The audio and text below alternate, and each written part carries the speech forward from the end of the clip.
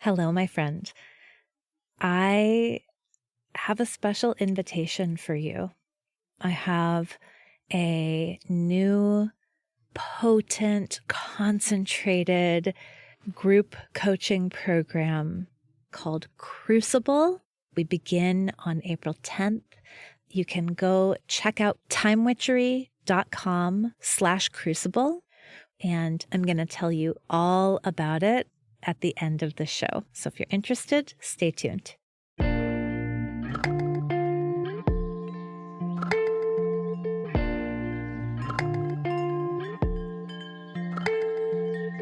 Welcome to Mind Witchery.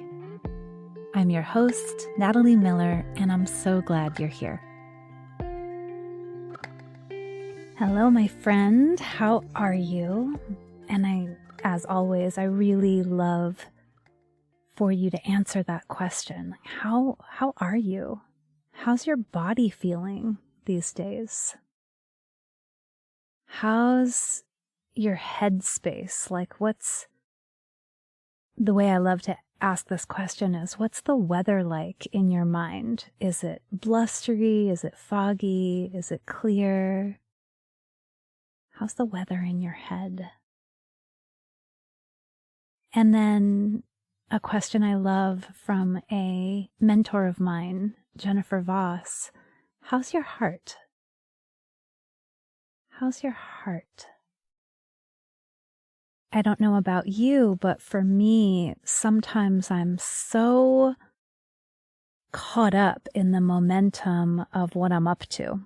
I'm so caught up in creating and serving and doing and mothering that it's really helpful just to pause and check in and notice how I am without even really needing to change anything. Just notice how I am.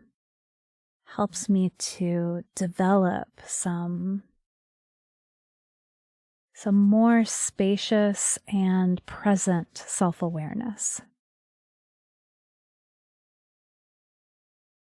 I'm not sure why that felt like the right beginning for this episode, which is a spell to stop catastrophizing. But that's what it is, a spell to stop catastrophizing, apparently, according to my intuition, needs to begin with you checking in with your body, mind, and heart. Ooh, and I can already see why, so I'll tell you in a moment. All right, so what is catastrophizing? Catastrophizing is basically worst case scenario thinking. It's where we look at a situation and we go to the most dire interpretation or prediction possible. Right? We take something that is a little challenging and we make a catastrophe out of it. We look at a series of possibilities and we choose the very worst possible one. So you all know what this looks like, and I'm going to give a couple of examples so that you can see. So my lovely children have been really lobbying for a cat, as if our 2 dogs are not enough. The kids want a kitty. And, I'm pro kitty, so I'm not completely opposed, but I kept catching myself thinking about the possibility of this cat in a worst case scenario kind of way, right? And this is what it sounds like. What if the cat and the dogs never work it out? What if the cat pees everywhere? What if the cat tears up my sofa? What if someone is secretly allergic to the cat and I didn't know? What if this? What if that? What if this? What if that? Straight to the worst that could happen. So we'll pause here because some of you know cats and you're like, yeah, girl, you want to be thinking about those things, right? And so we pause and we say, okay, this impulse actually, it's related to our negativity bias. Right? I'm sure you've heard of this, that humans have a tendency to see what is wrong more than and more clearly than what is right. We look for what could go wrong instead of what could go right. And that is, that's a survival mechanism. And that is a totally understandable and maybe even sometimes quite pragmatic way of looking at a situation.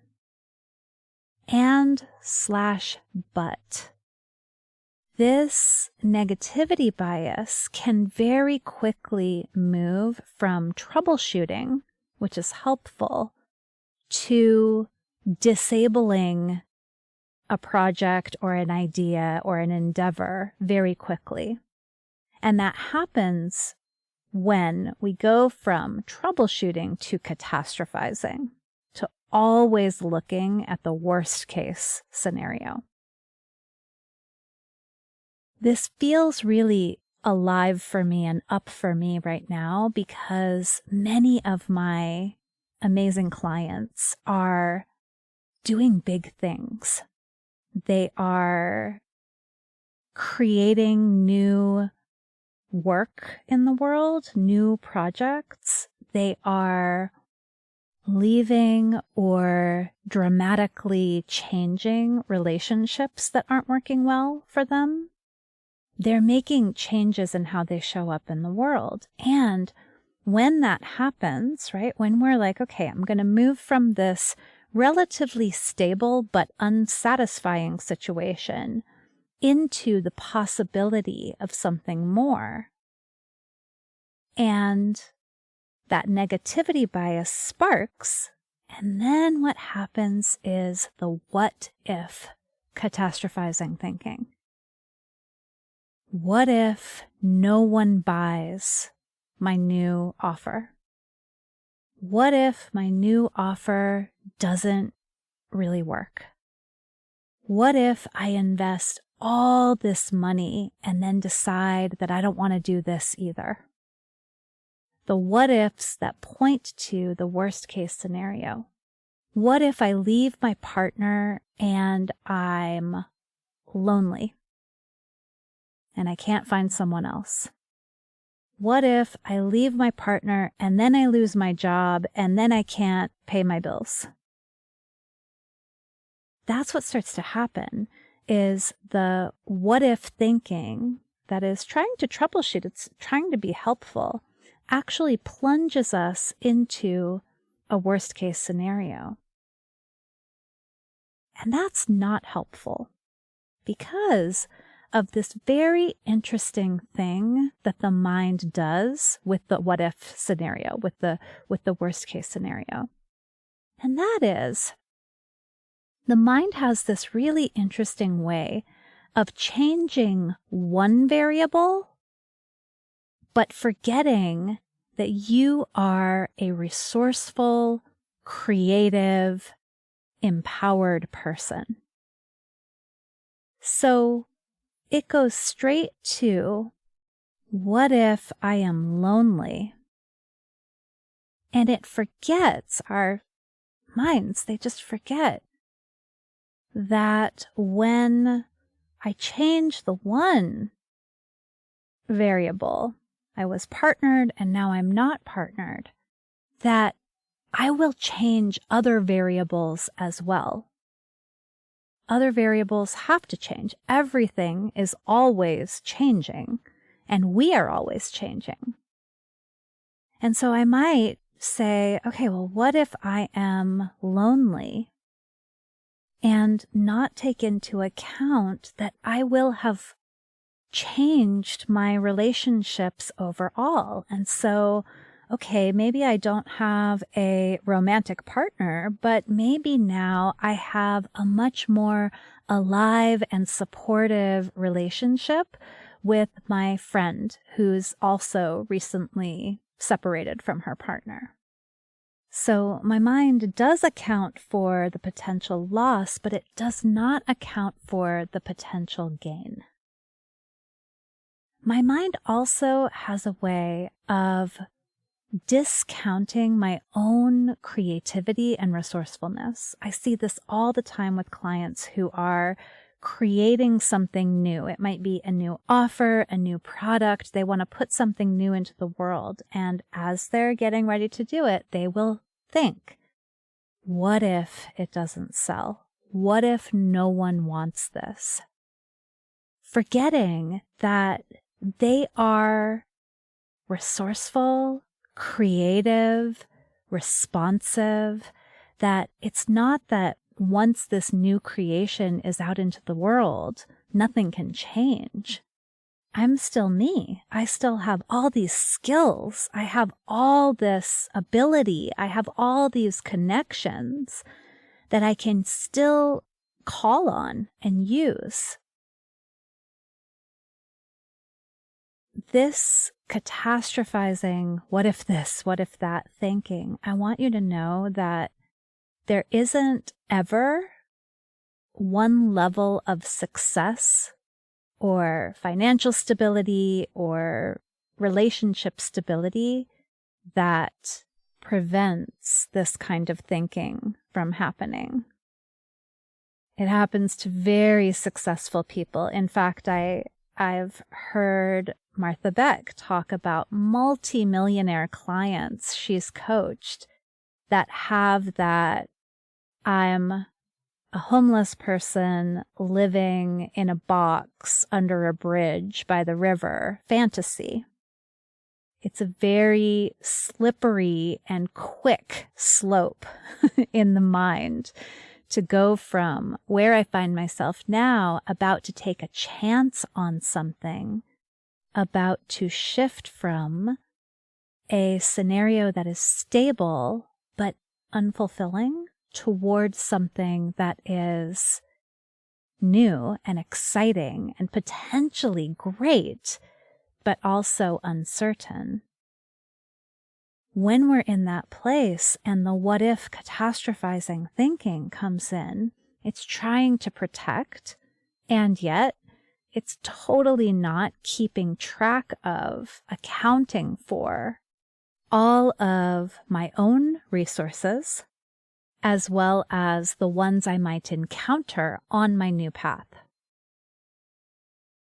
So here is the spell to stop catastrophizing. And this is extra fun because it comes straight out of my one-on-one work with clients. This is something that I use all the time in conversations with clients about to make that change, but assaulted with the catastrophizing, what if this horrible thing, what if that horrible thing.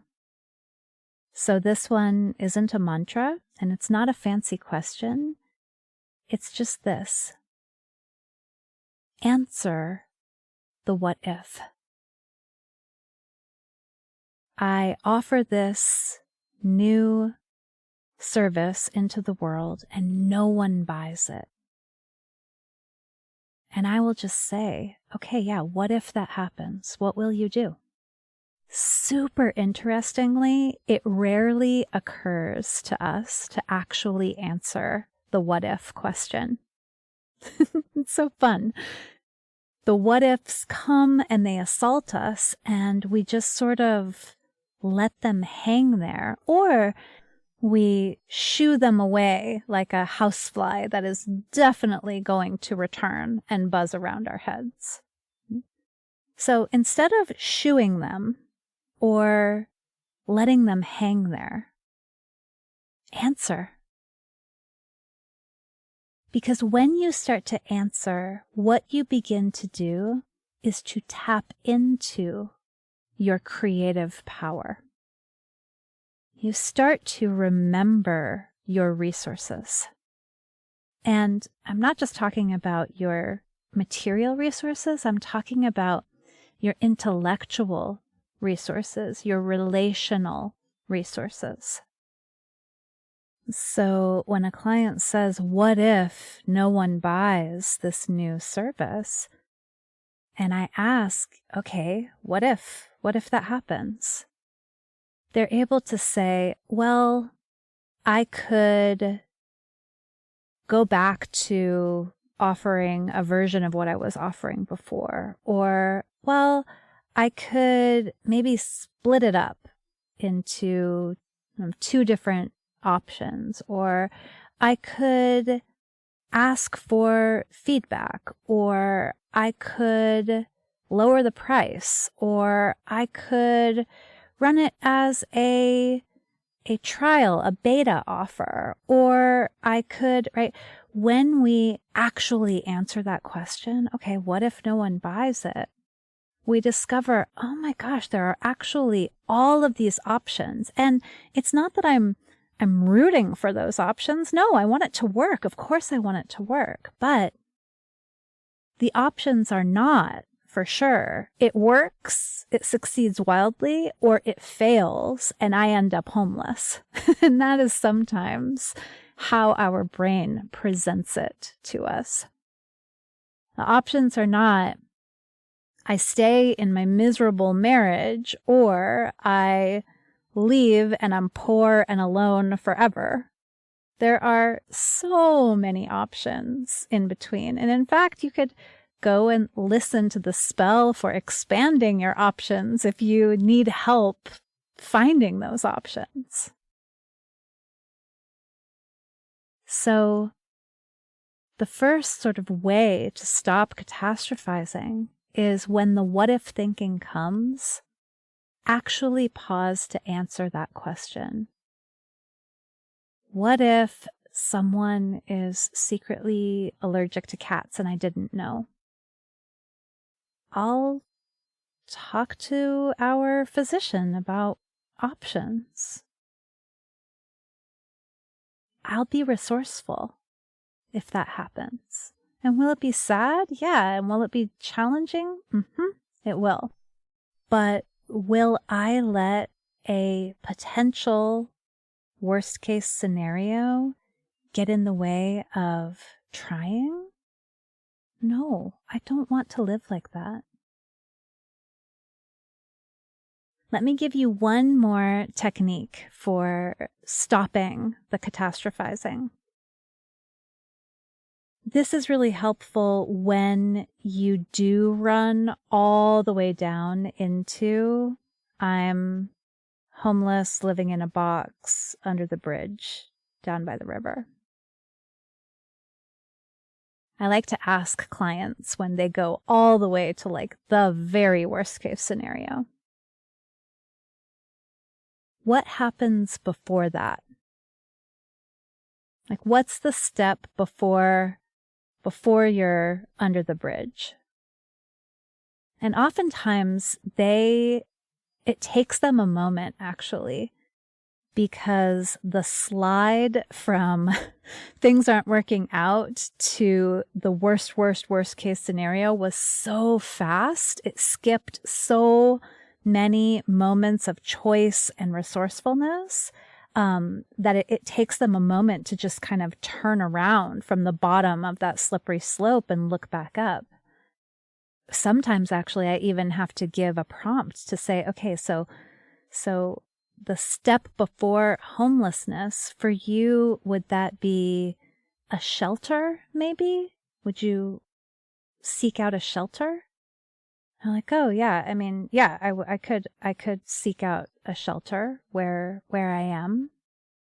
Okay, cool. So what's the step before that? Well, I mean, I guess before that I could live with a friend. I could live with someone. Okay, cool. What's the step before that, right? And we can sort of work our way back from the worst case scenario. And that also helps us to engage our resourcefulness and our creativity, and to remember that while things can totally go very, wrong, and everybody, I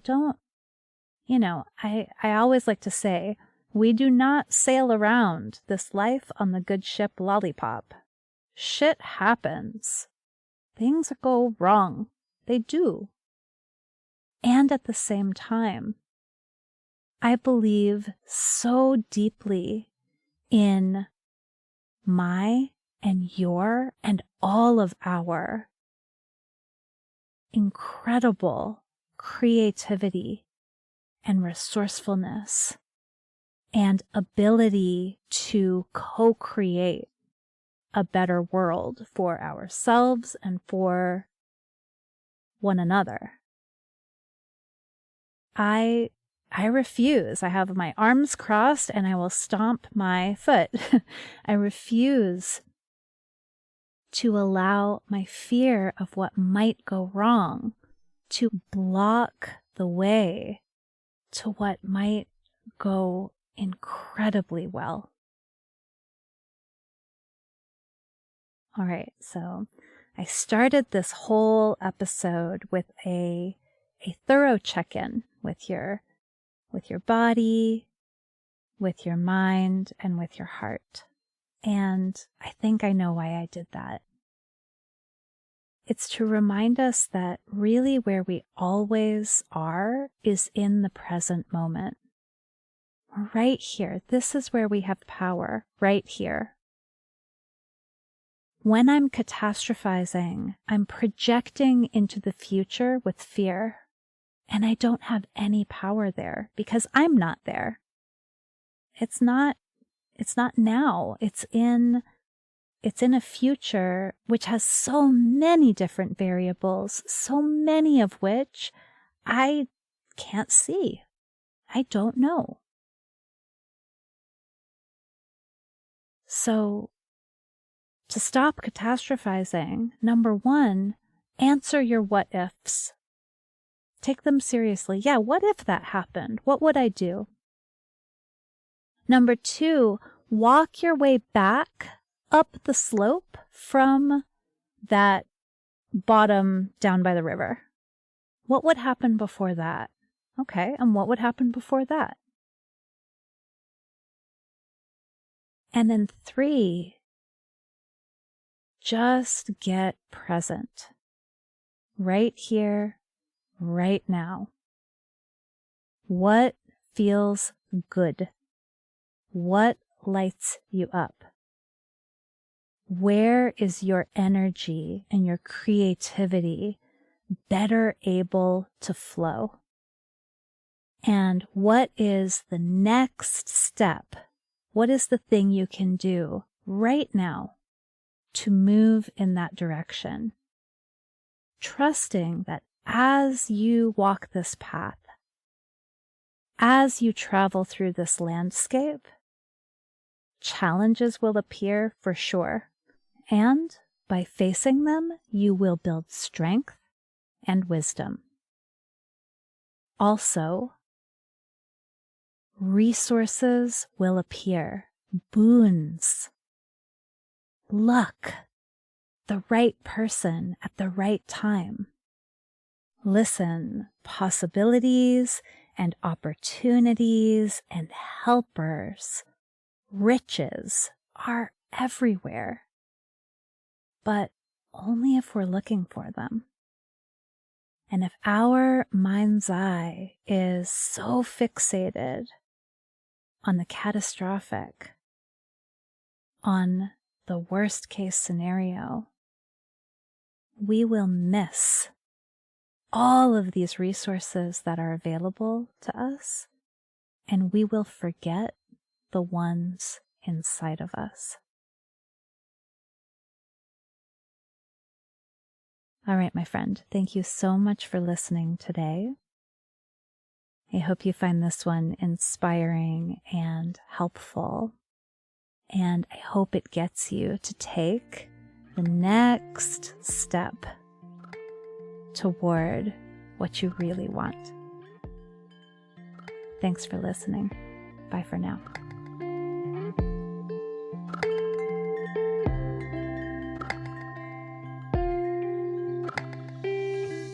Thank you for listening to this episode of Mind Witchery. To catch all the magic I'm offering, please subscribe to the show. Or if you want a little bit of weekly witchiness in your inbox, sign up for my Sunday letter at mindwitchery.com. If today's episode made you think of a friend or loved one, your sister, your neighbor, please tell them about it. We need more magic makers in this troubled world. Like all good things, this podcast is co-created by stellar people. Our music is by fabulous DJ, artist, and producer Shammy D. Our gorgeous art is by the sorcerers at New Moon Creative. Mind Witchery is produced in conjunction with Particulate Media, K.O. Myers, executive producer. And I am Natalie Miller. Till next time. Hello. As promised, here is a little bit of info about my new group coaching program called Crucible.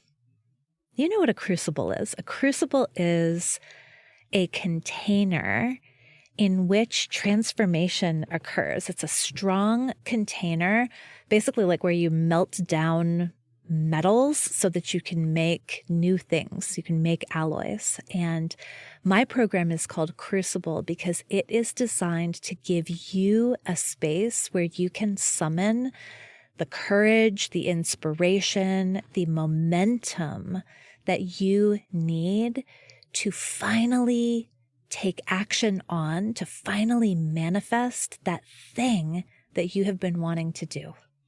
And what is that thing? I don't know.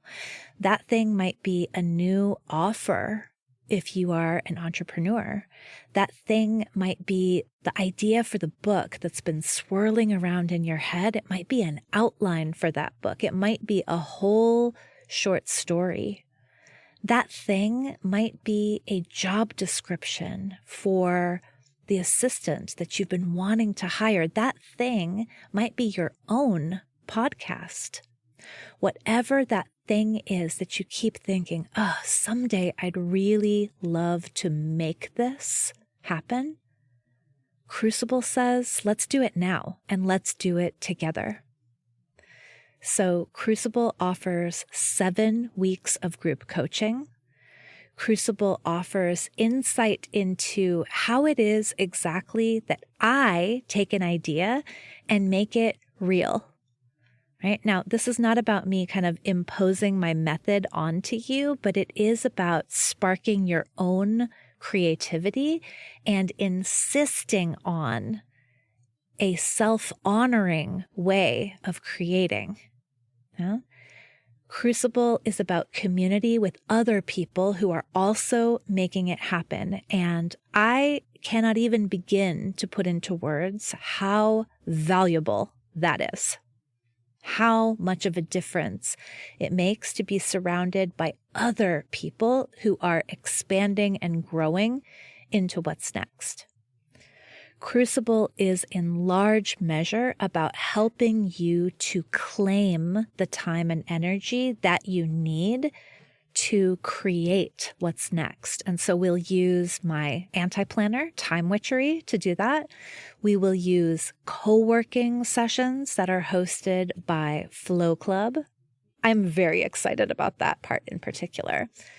So Crucible is not assuming that you have the willpower and courage and time and energy to make this thing happen. In fact, Crucible says, let's give you a place to generate that, to generate all that you need in order to manifest what it is that you want next. So you are invited. You can go check out Crucible at timewitchery.com/crucible. We begin on April 10th. We go through April and most of May. And then we get to take off for the summer, having finally taken action on that thing that you've been toying with, flirting with, wondering about, dreaming about for so long. So again, more details at timewitchery.com/crucible. I super, super hope you will meet me inside.